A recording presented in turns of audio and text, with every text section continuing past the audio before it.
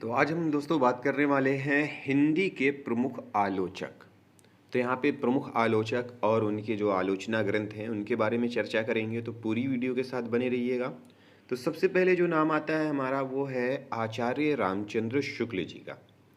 तो आचार्य रामचंद्र शुक्ल जी क्या है कि एक आलोचक हैं और इन्होंने बहुत सारी जो रचनाएं हैं, बहुत सारी जो ग्रंथ हैं, उन पर स्वच्छंद रूप से आलोचना लिखी हुई है। और इनकी जो आलोचना है वो किस किस प्रकार से है, किस किस प्रकार से ये आलोचना करते थे, ये चीज़ें देखेंगे। तो आचार्य रामचंद्र शुक्ल की आलोचना संबंधी दृष्टि उनके निबंध संकलनों चिंतामणि, रस मीमांसा के साथ साथ सूर, तुलसी और जैसी पर भी लिखी आलोचनात्मक भूमिकाओं एवं हिंदी के इतिहास में उपलब्ध होती है। कहने का तात्पर्य है कि जो आलोचना है आचार्य रामचंद्र शुक्ल की, उन्होंने अपने निबंध संकलन चिंतामणि और रस मीमांसा में किया है। इसके अलावा सूर, तुलसी और जायसी पर भी उन्होंने आलोचनात्मक भूमिकाओं एवं हिंदी साहित्य के इतिहास में उनकी जो आलोचनात्मक आलोचनाएं हैं वो की गई हैं। फिर अब महत्वपूर्ण तथ्य देख लेते हैं कि आचार्य रामचंद्र शुक्ल की आलोचनात्मक संबंधी महत्वपूर्ण तथ्य कौन कौन से हैं। तो सबसे पहला है कि आचार्य रामचंद्र शुक्ल रसवादी आलोचक हैं। प्रश्न पूछता है कि आचार्य रामचंद्र शुक्ल निम्नलिखित से किस प्रकार के आलोचक हैं। तो ऑप्शंस में अगर दिया हो रसवादी आलोचक, तो ध्यान रखिएगा आचार्य रामचंद्र शुक्ल रसवादी आलोचक हैं और कविता में रस को सर्वाधिक महत्व देते हैं। दूसरा है कि मुक्तक काव्य एवं मुक्तक काव्य एक ऐसा चुना हुआ गुलदस्ता है जिसके प्रति एक छंद में रस वर्षण की क्षमता होती है। भाषा की समास शक्ति एवं कल्पना की समाहार शक्ति के बल पर ही बिहारी मुक्तक रचना में सफल हुए हैं। तो ये जो है दूसरा पॉइंट, ये कथन में पूछ सकता है। तो ये प्रस्तुत कथन या उपर्युक्त कथन किसका है। फिर है कि शुक्ल जी लोक मंगल को अपनी आलोचना का केंद्र मानते हैं। कविता हमें स्वार्थ के संकुचित घेरे से मुक्त कर उस भाव भूमि पर प्रतिष्ठित करती है जिसे लोक सामान्य भाव भूमि कहा जाता है। अगला है कि शुक्ल जी तुलसी को पैमाना मानकर अन्य कवियों को मापने का प्रयास करते हैं, क्योंकि तुलसी का संपूर्ण काव्य लोक मंगल की भावना से ओतप्रोत है। फिर अगला है कि शुक्ल जी नैतिक मूल्यों एवं मानव मूल्यों के पक्षधर समालोचक हैं। नैतिक एवं मानव मूल्यों के पक्षधर समालोचक हैं। जिस रीतिकालीन काव्य का लोक मंगल से कोई सरोकार न था उसे वे उच्च कोटि की कविता नहीं मानते हैं।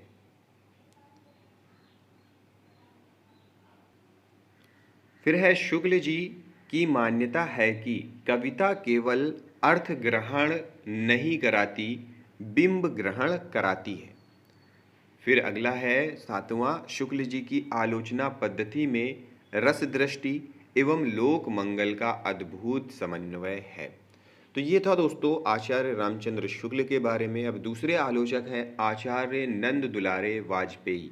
1906 ईस्वी से लेकर के 1968 ईस्वी इनका समय है और इनके बारे में कहा गया है कि आचार्य नंद दुलारे वाजपेयी सौष्ठववादी आलोचक हैं। किस प्रकार के, जैसे रामचंद्र शुक्ल रसवादी थे उसी प्रकार ये सौष्ठववादी आलोचक हैं।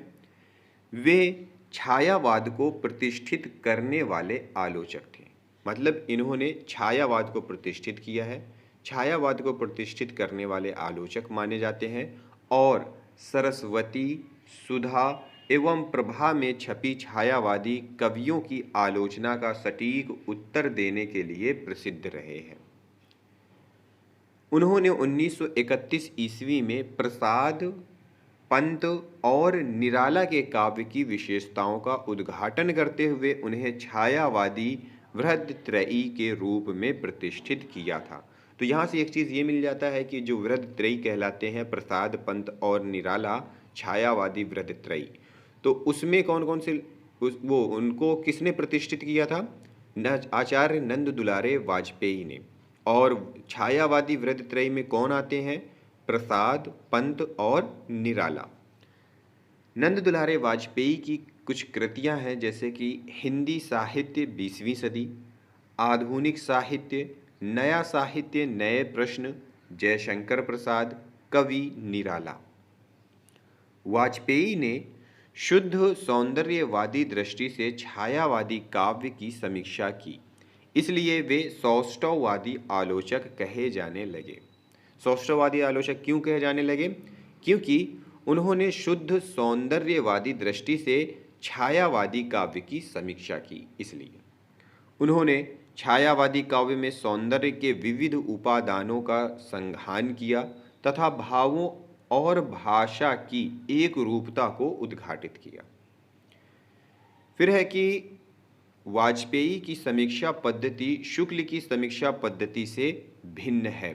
उनकी आलोचना पद्धति की प्रमुख विशेषताएं यहाँ पे दी हुई हैं कि छायावादी काव्य के सौंदर्य का उद्घाटन करना, दूसरा छायावादी काव्य का समर्थन तथा उसके विरोधियों का तर्कपूर्ण खंडन करना, तीसरा रसवादी समीक्षक हैं, चौथा आत्मानुभव एवं आत्माभिव्यक्ति को काव्य के लिए महत्वपूर्ण मानते हैं, पांचवा उनकी समीक्षा के दो प्रतिमान हैं, पहला भावात्मक निष्पत्ति और दूसरा रूपात्मक सौंदर्य का विश्लेषण। फिर है कि संवेदनाएं जीवन से जुड़ी होती हैं, इसलिए वे महत्वपूर्ण होती हैं, यही उनका मत है। सातवां है नवीन संवेदनाएं, नवीन भाव नवीन भाषा की मांग करते हैं। आठवां है छायावादी सौंदर्य को उद्घाटित करने वाले समीक्षक होने से उन्हें सौष्ठववादी समीक्षक कहा जाता है। फिर अगले आलोचक के रूप में हमारे पास नाम आता है डॉक्टर रामविलास शर्मा। कहा जाता है कि आचार्य रामचंद्र शुक्ल के बाद जो समीक्षक हैं, जिनकी समीक्षाएं सभी दृष्टि से सही हैं, और उनका नाम है डॉक्टर रामविलास शर्मा। डॉक्टर रामविलास शर्मा मार्क्सवादी अर्थात प्रगतिवादी समीक्षक हैं। मार्क्सवादी अर्थात प्रगतिवादी समीक्षक हैं। डॉक्टर रामविलास शर्मा की प्रमुख आलोचनात्मक कृतियां हैं निराला की साहित्य साधना, प्रगति और परंपरा। आगे और भी हैं।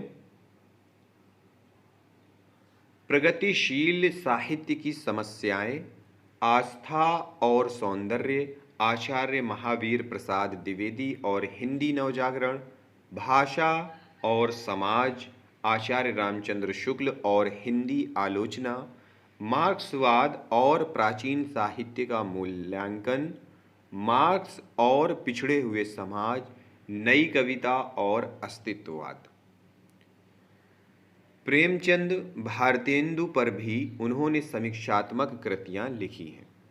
भाषा एक हथियार है जिससे हम प्रतिगामी शक्ति पर प्रहार कर सकते हैं। उनकी प्रारंभिक आलोचनाओं में युवा आक्रोश और अक्खड़पन दिखाई देता है। उनकी परवर्ती आलोचनात्मक कृतियां संतुलित, संयत एवं विवेकपूर्ण हैं। निराला को कवि रूप में स्थापित करने का श्रेय रामविलास शर्मा की आलोचना को ही जाता है। वर्ग संघर्ष को उन्होंने अपनी आलोचना में स्थान दिया है। अब दोस्तों बात करते हैं कि हिंदी के प्रमुख आलोचक और उनकी आलोचनात्मक कृतियां कौन कौन सी हैं।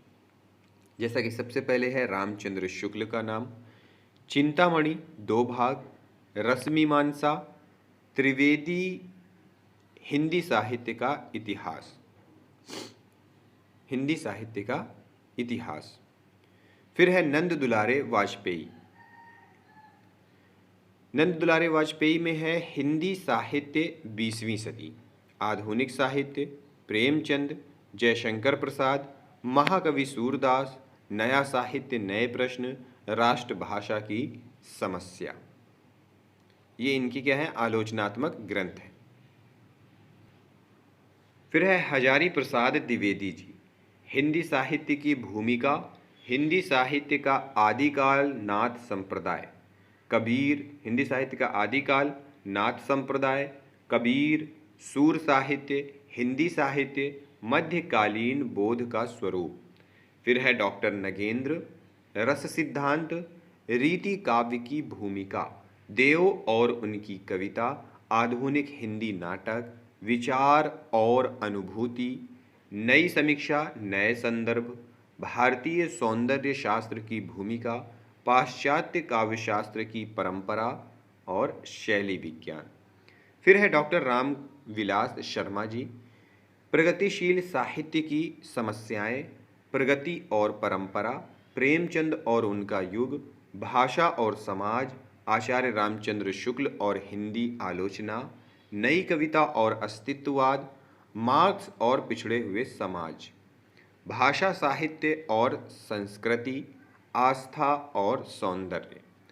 फिर है डॉक्टर नामवर सिंह, कहानी और नई कहानी, छायावाद, कविता के नए प्रतिमान, दूसरी परंपरा की खोज, इतिहास और आलोचना, आधुनिक साहित्य की प्रवृत्तियाँ। फिर है लक्ष्मी नारायण सुधांशु जी, इनका है काव्य में अभिव्यंजनावाद, जीवन के तत्व और काव्य सिद्धांत। अगला है डॉक्टर राम स्वरूप चतुर्वेदी, नवलेखन, भाषा और संवेदना। फिर है रविंद्रनाथ श्रीवास्तव, शैली विज्ञान और आलोचना, शैली विज्ञान और आलोचना की नई भूमिका। फिर है लक्ष्मीकांत वर्मा, नई कविता के प्रतिमान, नए प्रतिमान, पुराने निष्कर्ष। हिंदी की आधुनिक समीक्षा विविध प्रकार से समृद्ध हो रही है, जिसमें पत्रिकाओं का विशेष योगदान है। तो दोस्तों, ये था हमारा आलोचना वाला जो हमारा टॉपिक था, वो हमने कंप्लीट किया, जिसमें आलोचना के बारे में देखा, प्रमुख आलोचक और उनके आलोचनात्मक ग्रंथ देखे। तो यहाँ से हमारा ये काव्यशास्त्र का जो मेन टॉपिक है वो ख़त्म हो गया है। अब हम यहाँ पे आगे उसके जो प्रश्नोत्तरी है वो करेंगे। इसके बाद अगला टॉपिक लेकर आएंगे। इसी प्रकार से परीक्षा के पहले पहले सारे टॉपिक ख़त्म करने हैं। तो वीडियो पसंद आई हो तो लाइक और शेयर ज़रूर करें। चैनल को सब्सक्राइब नहीं किया है तो सब्सक्राइब भी कर लें। मिलते हैं अगले वीडियो में अगले टॉपिक के साथ। इस वीडियो को देखने के लिए बहुत बहुत धन्यवाद।